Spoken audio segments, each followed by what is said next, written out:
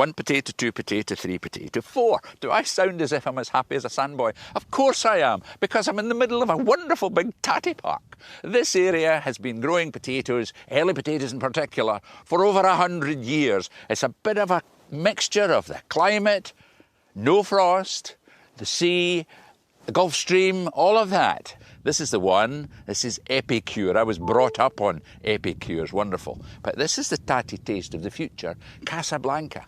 The earliest crops, of course, grown right down on the seaside, on the raised beaches, and already harvested. You know where I am? Well, Paddy's Milestone there, halfway between Glasgow and Belfast, otherwise known as Ailsa Craig, should tell you. And we've come to this part of the world for our first community garden of the year, which is going to be in the wee town there of Girvan.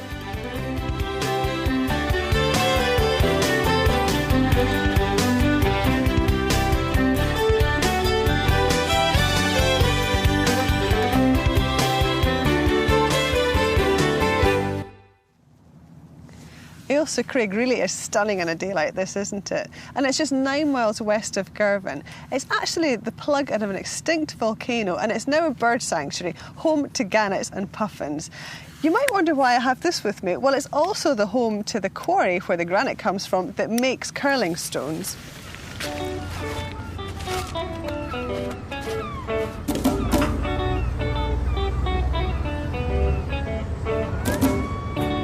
You can get a closer look around the island by taking a boat trip from here at the busy Girvan Harbour, in the same way tourists have done since the arrival of the steam packets and the railway in 1869.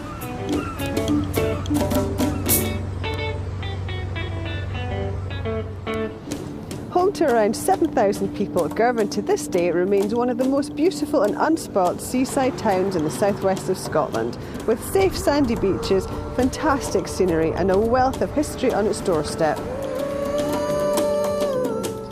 Just across the road from the harbour and the lifeboat station, you can find the community garden hidden up this close, fittingly named Girvan's Secret Community Garden. And this is the unassuming entrance to the garden. And it really does feel secretive and tucked away. Girvan's Secret Garden is actually supported by Garden for Life, and this initiative allows you to grow closer to nature. This is the International Year of Biodiversity, or IYB, and the message from this is biodiversity is life. So what we should all be doing is trying to encourage a variety of life forms, be it plants or animals, into our gardens.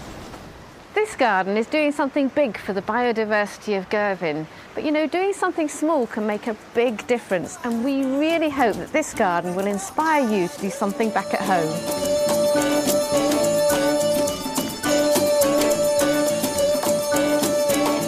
And this is the Secret Community Garden. We've got the greenhouse, and behind that the essential compost bins, the veg patch. In the middle is the meeting space, and of course there's a big area for wildlife. Now Leslie's with the ladies who've been driving this project for the last few years.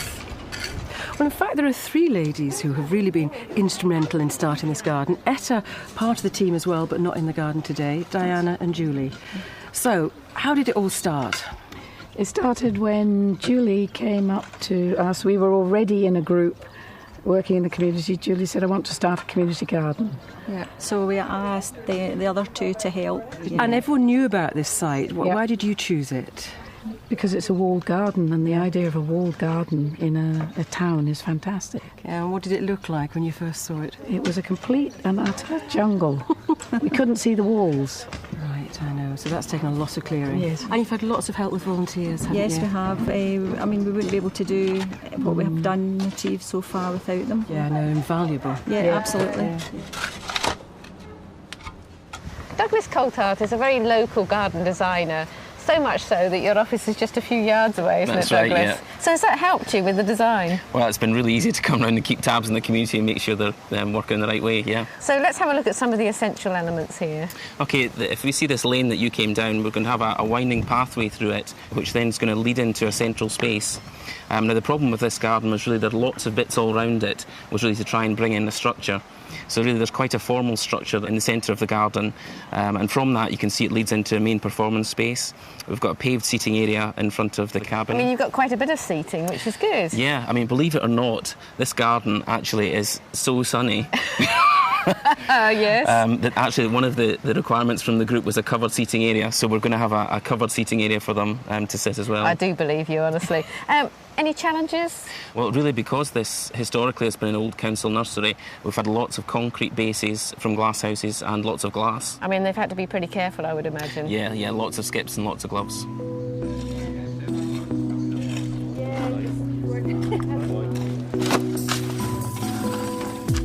Well, the community were really keen to encourage wildlife in the garden, and in fact this whole corner is dedicated to that purpose. Earlier on in the year they planted some annual wildflower seeds, and they have really just come into their own at the moment. It's blue cornflower and the red poppy are looking superb and being really regularly visited by wildlife. They're going to increase the number of wildflowers that they have, so they've got a whole selection here. They're a little bit bigger than plugs at this stage. They're in sort of 9-centimetre pots, and there's wild marjoram, oxeye daisy, viper's bugloss, which is the most gorgeous blue colour. But wildlife will also come to other plants. It's not just wildflowers. And there are lots of good garden-worthy plants that can be included as well. Just for instance, this absolute sumptuous hebe. It's the most wonderful purple, and it's been regularly visited by bees. Lavender is another firm favourite of wildlife. And already planted in the garden, there's a buddleia, which is going to be brilliant for butterflies, and also sedum spectabile. And then the other really brilliant thing you can do for wildlife in a garden is to include water in some shape or form. Yes, I think the favourite part of my garden tends to be the pond, doesn't it? And I'm actually joined by Catriona here from SNH. Catriona, we've just been doing a little bit of construction of the pond, and I think we should sort of just go through that at the moment. Yes, we've got a couple of layers here. We've made it quite deep in the middle, but nicely shelving out to the edge. You've put in some platforms here for your marginals, but it's very important to have a gradual slope here that lets invertebrates and other animals come in and out of the pond easily. The other thing that was so easy for us was the soil was brilliant, wasn't it? It was actually almost pretty sandy, but I still think it's important that we've had the liner with the old carpet, just in case you end up piercing the liner. So I think maybe you should get out of the pond while Carolyn and Leslie actually put the liner across. So, Catriona, just if you want to sort of talk us through a bit about the water, what do you recommend? If you're going to use mains water, it's going to be high in chlorine. So it's very important that you put it in very gradually and let the mould take its shape round what you've cut out. And then let it evaporate for 24 to 48 hours before you add anything else in, any plants or any other animals or insects you've got. Once that's settled, one of the best things you could do is find a friend who's got a pond and add a pond soup, because it immediately helps introduce invertebrates and other animals into the pond itself. Now, last week on the programme, we were actually highlighting this pond alert about the fact that we mustn't introduce any of the baddies. Yes. So what, it's going native, isn't it? Absolutely. Try and use native plants, so semi-emergent ones, marginal ones, as well as ones that will oxygenate your pond, which is very important as well. I think we're just about ready, aren't we, to get the water in? Yes. Brilliant, thank you. Now, nestled away in this part of the garden is a much wilder, more unmanaged part. And this is where we've got our bits for bees and insects. Now, Sandra, what have we got going on down here? We've got a pile of stones over here that we've covered with earth, and we've let them grow wild. All right, OK. And we've planted some nasturtium seeds this year and to encourage the bees. So we're hoping that we get quite a lot of wildlife. I love it. Bee bank. It's so sweet, that sign, isn't it? Very nice, isn't it? Yes. And this bit looks interesting. What's going on here? Well, this is an old post office sorting. Is it? Yes, for it's letters. Perfect, isn't it? It's great. So we've filled it full of straw, grass from the garden. We've got piles in here as well with upturned pots, some terracotta pot bits just as shelters. All right. And what do you hope to find in here and have come to stay in your hotel? There's a lot of spiders in already. You see here from the web. I'm staying away from there then. Yes, beetles, and we're hoping to get quite a lot of bees. That's why I've got these wee bits of old grass in. And the sign at the top is just gorgeous. Yes, and we've put these slates up as a roof for them so that the rain doesn't get near them. That's a very nice hotel. I think I'd stay there if I was a spider. Yes, you're very welcome. So you thought you didn't have room for a greenhouse in the garden or on the terrace? How about this little beezer? I just discovered this and I think it's absolutely fantastic. It's my kind of recycling as well. We start off with a barrel at the bottom here. The guys that make it, Carrick Cooperage, were coopers at a distillery, so they know what they're talking about. The rest of it is all recycled material, obviously except the furnishings, the brass furnishings and so on. Even this plastic glass substitute is recycled material. Absolutely super little thing inside with staging which can be removed, so you could have tall stuff, little ventilator in the roof there as well to let exchange of air. And then these little shelves here, they move. You know, look at that around there. You place them where you wish. We've put some basil plants and some peppers in there just to give you a sense of scale. I wondered if it was stable, if it might rock a bit. But funnily enough, it's all computer calculated and it's the same technology that's used for lighthouses, or so they tell me. It's absolutely stunning, and for 450 quid or thereby, I tell you what, I've seen worse costing a lot more. That's a winner for me, I tell you that. If you grow plants inside, you've got to think about watering, haven't you? And this site we're on has no mains water, so it's going to be imperative that water is saved in every possible way. So we've got water butts. Here we have one there to the little situtery. A bit of guttering, easily organised, and that will keep a lot of plants going. Across at the greenhouse on the other side, it has an inbuilt Rhone pipe there that collects the water down into the water butt again. And how's this for a free touch? We've got the tip tap so that you don't waste water. Look at that, washing your hands. And when this is fully operational, it's got a pedal. So you can wash both hands at the same time. Spot on. Here's another clever concept. It's called keyhole gardening, something I've never heard of before. Diana, where does this come from? It comes from Lesotho in Central Africa, where it's very mountainous and the people have very little soil level. So they've adapted piling up rocks, putting old tin cans at the bottom, putting in any soil that they've got and building it up with cow dung. And then they construct the centrepiece, which is where all your kitchen waste goes in. And that nutrition just spreads out through the mound? Yes. And presumably in Africa it would be more productive, wouldn't it? Yes. We've just got plants in, but they would have all their vegetables in there. I think it's a very clever idea. I think more people should have this in their garden. I think so. Good fun. Yeah. Have you seen Carolyn lately? No, I haven't. Wonder where she is. Oh, this is where you are. You found me. It's the only quiet place in the garden. Now, this is a most unusual toilet. A very long way down there, and it looks like, what, straw or shavings or something? Hemp straw. OK, so this is a composting toilet. It is. Why have you chosen to put it in the garden? Well, this site doesn't have any running water or any electricity, so it makes sense to have this facility for people. And you're going to have lots of people coming to visit, aren't you? So you need it. Yes, we are. We definitely need it. That's one thing we do need. So tell me how it all works then. OK, well, what we're standing on just now it's called a chamber, and it's split into two. So we use one side of the chamber for a year or so, and then we switch onto the next one as well. So you leave that to compost for a year or so. Can you use the compost that you produce? Yes, you can. You can use it on your flowers, but not on your vegetables and things that you're going to eat. So. OK. Well, I tell you what, if you don't get beautiful begonias after that, there's something wrong. Yeah, exactly.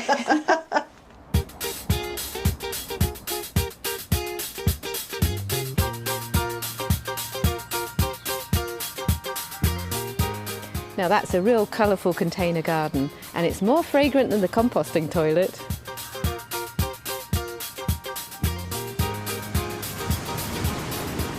Girvan is a lovely seaside town. It has a fairly warm climate and very little frost. But being so close to the sea brings both challenges and opportunities to the gardener. It's surprising what will grow given the strong winds and salt spray. Fleshy leaves plants do well, and here in Morag's garden, Lily of the Valley is thriving to the point of invasion. You know, I think quite a few people will be rather jealous of how well this plant is doing. It is. It's beautiful and it's a lovely perfume, but it just seems to take over the place. Year by year it gradually moves further and further back. So marching towards the house. Marching towards the house, that's it, yes. Well, Morag, I think I've got a solution, because what I want to do is not get rid of all of it, but create some planting pockets for you. And thankfully I've got Mike to give us a hand. Oh, good. So he's going to get on with this, and I'd really like to have a look round the back because I believe you've got a really nice garden there. Well, that's much admired, so you're welcome to come and look.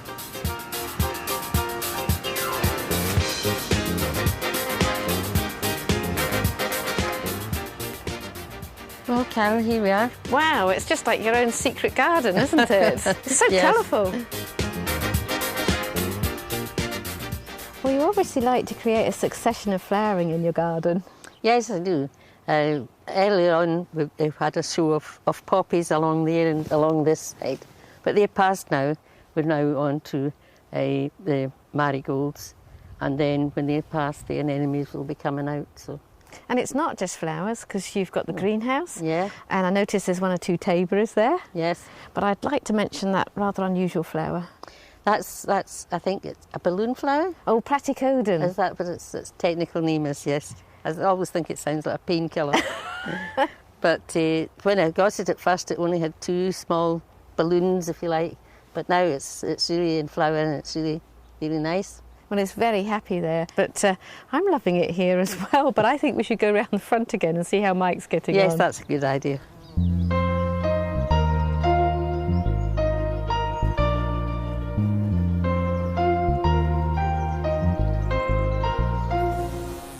Well, Mike's been really busy here preparing He these has planting indeed. pockets, but I should explain what we're actually doing because the big problem with your lily of the valley is it spreads by these underground root systems or rhizomes. So we've got to keep that out of the planting pocket. Yeah. Belt and braces approach, landscape fabric in the bottom, slightly coming up, and then I've done a spot of recycling. This is the excess of the pond liner from the secret garden. Oh, good. Created a complete ring. With the next one, I've added the compost, and that's a mix, a 50-50 mix of some topsoil and multi-purpose compost. Right. Because your soil is really free-draining and sandy, isn't it? It is indeed, yeah. Finally, plants in position, mulch with some gravel, so that is going to keep in moisture again and keep down the weeds. Yeah, it looks good. Is it something you could manage? I think we could manage it, to dig out another bit somewhere and give it a try. It looks like a good idea.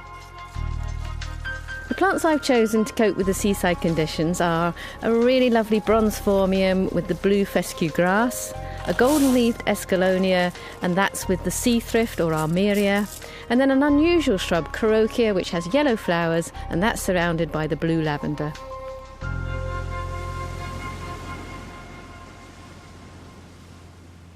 Now to another wee problem. Laura, describe what's happening to your fruit. The plums have been drying up and falling off the tree. Some of them are still on the tree. And they've got that sort of curled up shape, haven't they? Yeah. I don't know what's happened. It's a condition called pocket plum. There's another one there. And it's as if one side of the fruit stops growing, and as the rest of it grows, it pouches itself. It looks like a pocket. It's caused by a fungus disease. Wait for it. Taphrina prunea. Forget that. The important thing is it can be cured, but the first thing you have to do is to pick all these off because they carry the infection, you know, and it'll come back again. Is it in the tree then? Well, it may be lodged in the bark of the tree, but every time you have an infection of this type and you remove it, you're reducing the incidence of it and gradually you get on top of it. But tell me, you've got a lot of plums on here. Yep. Do you get a good crop like that every year? No. I expected that answer because it's got into a sort of biennial bearing mode. Yeah, In other every words, second by the end of this year, having ripened all these, it's knackered. So it takes a year off to recover. So you might get a few the next year. Is that what happens? Yeah, that's generally what happens. So it's very painful, not for the tree, but for you. But you really have to thin these fruits down, taking maybe a third off. Right. You know, and the point is the ones that are left will be bigger and better. Yeah, oh, they're lovely. They are tasty plums. Yes, in terms of flavour and the total weight of crop, you'll still get the same, but they'll be in fewer fruits. And then next year I'll get more. And then it'll not all happen in a winter. Right. You've just got to keep doing the same thing and gradually the situation will improve. Okay. Now I'm away for another fruity session in the garden.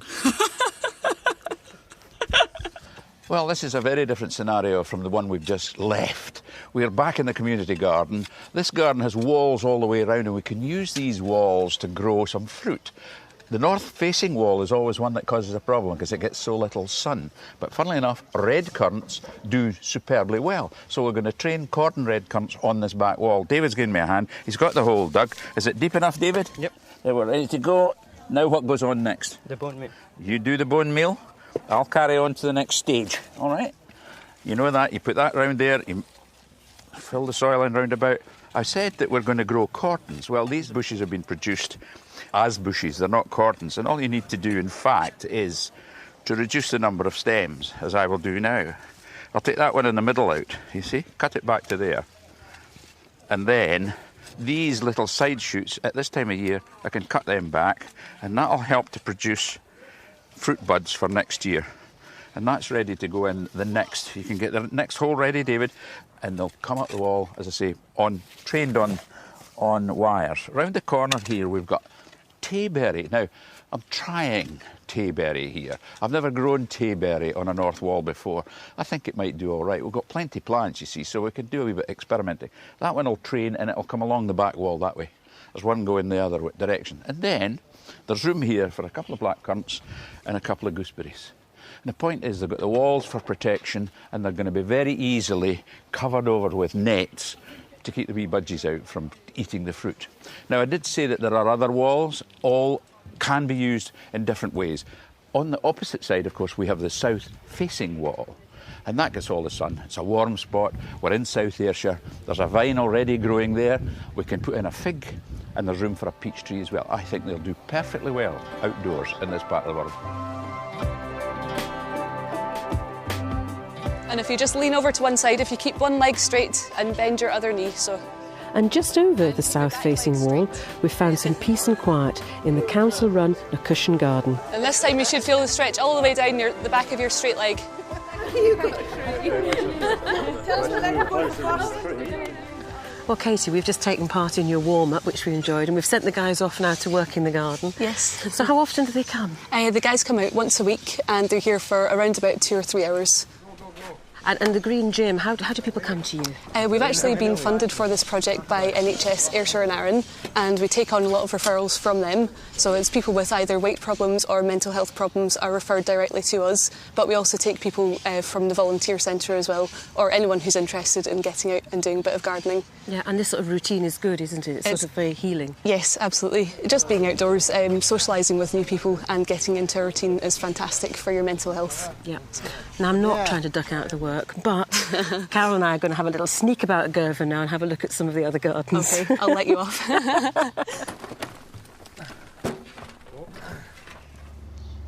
Well, tucked away here in Girvan is a sort of a whole group of gardens just nestled together, in fact, a community of gardens.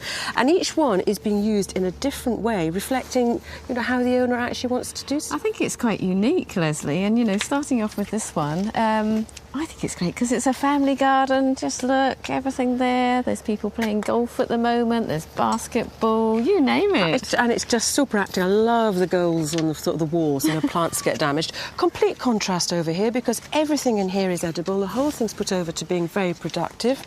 Obviously loves his leeks. Yeah, not a weed in sight hardly, is there? I mean, and lots of tattoos. And then this one's quite has a wild feel about it. I don't think I've seen such healthy hollyhocks. They're beautiful. They're more impressive than my hollyhock trial that I had a few years ago. Certainly. And then in here there are poppies and things, and then an interesting building at the back because the chap likes to photograph birds. Which so is it's wonderful, a hide. isn't it? Because he can watch his birds feeding. And then what about this hedge? I think this is lovely. A potentilla hedge, very informal.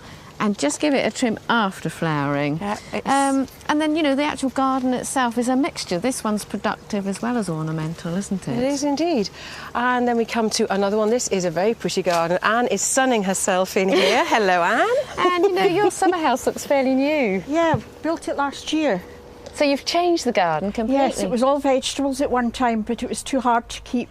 Well, you obviously enjoy the plants in the containers. How do you grow those? By plug plants and then bring them on in the greenhouse. Good idea, isn't it? And I just love the way you've got the clematis growing here, just right along the fence. It's Clematis montana, is it? Yes. And it's fantastic. Growing it horizontally like that, it's beautiful. Is that just one plant? No, 2. Wonderful. Absolutely cracking. It really is. And then this one was quite sort of arty, isn't it? I know, bits of sort of driftwood and things. It's fabulous. And then you've got the perfume of the honeysuckle. I'm trying to distract you from No, this. you can't. There's more clematis growing along here. That's lovely. Oh, and the hydrangea petularis. That's super. And more clematis. And this is Margaret's garden. Obviously, again, likes her containers. Hi, Margaret. Hello. This looks Are you in your absolutely garden fabulous. most days? I sure am, Carol, as much as possible. And I think probably at night as well, because there are lights. It's just lovely. So what does this place mean to you? It just means everything. It's just a very special place. I came very late to gardening. Used to cut my grass and that was it. And then I just discovered I like gardening. And buy the gardening books, watch the Beechgrove garden. Presumably it's quite a sociable thing here as well, because you meet the neighbours. We talk to the neighbours. The neighbours come in for a cup of coffee. We have a chat. Anne had a party a few weeks ago for her big special birthday. Did she not tell you that? No, she didn't. No, she kept that a secret.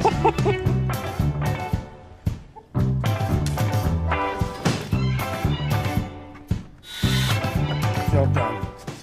Well, and Shirley, this would be the main kind of pedestrian entrance. That's right. Through here. We've got a lovely gate at the bottom end, which has got movable figures. It's been carved out of the wood. Nice. With a peephole as well on it. All right. But this wee path's been laid just in the last 40 days. That's right. Been lovely ones it's all planted up as well. Well, helping you've got Katie, and she's been beavering away for the last 40 days. Think you might take up horticulture in the future? Perhaps. I mean, I'm still at school, but Yes. I really like my practical subjects. Good. Well, with me, we've got Louise, and she's already got the bone meal in here. And, of course, this is the Auchencrief team. Yes, yes. You going there in, when is it? September. That's where I studied. You couldn't have been a better choice, eh? Right, first question, what's this? A phlox. Phlox, well done. Well, you want to tease out the bottom of the roots there, just do that. And then I'll get this hole opened up. Quite a lot to do yet. So, Richard, how did you get involved with the community garden then? Well, it's a thing, the Future Job Fund that's took me on. It's for 6 months, so it is. And what kind of things have you been doing? Most of my time's been up in the greenhouse since it got put up. It's, planting different types of tomato plants, and seeding that. And have you had success? Aye, well, they're coming on now. There's quite a lot of trusses and that on them and that. Oh, brilliant. You're learning as you go. Aye, learning as I go, Excellent. And do you think you've learned enough about horticulture that you might like to do a bit more and hopefully, be involved in it? After I finish my time here, I'd like to You never try know, something else. might be in at Beechgrove Garden for you.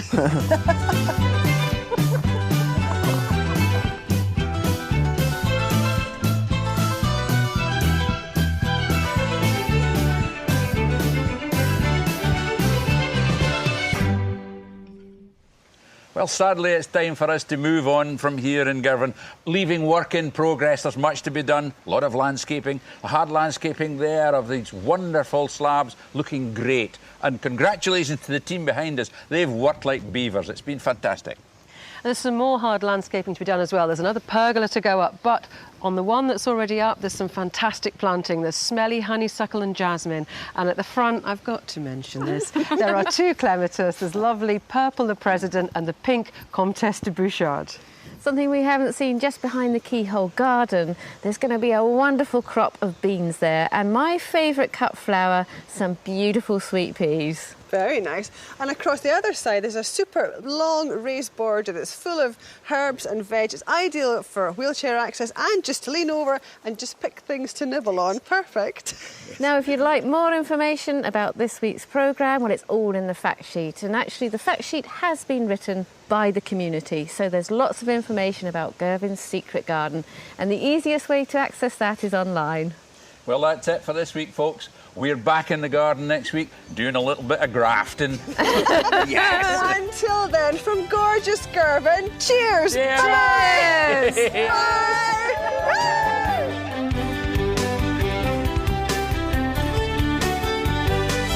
Next, here on BBC One Scotland, more keen amateur cooks apron up for the new series of Celebrity MasterChef. Then personal problems get in the way of patient care at Holby City at 9.